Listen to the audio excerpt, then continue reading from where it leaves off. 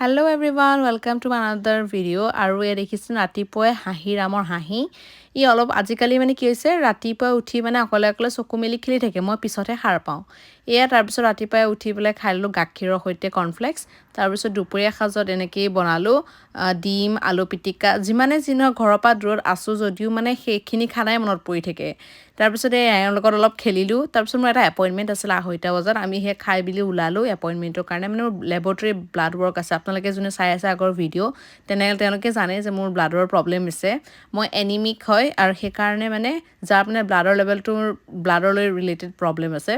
তাৰ পিছত দেৰি হৈছে আপুনি দেখিছে দৌৰি কৰি গৈছো আৰু ছাৰো আজি কি হৈছে সুদৰ লৈ গৈছো মানে এনেকৈ শুই থাকে আৰু মানে এনে আমান আমনি নকৰে কিন্তু দেই খালি হে মুতিলে মানে ডাইপাৰ তিতা পালে আমনি কৰে আৰু তাৰ পিছত যদি মানে বিয়া লাগে তেতিয়াহে আমনি নি কিন্তু একদম আমনি নাই লৰাটো বাৰু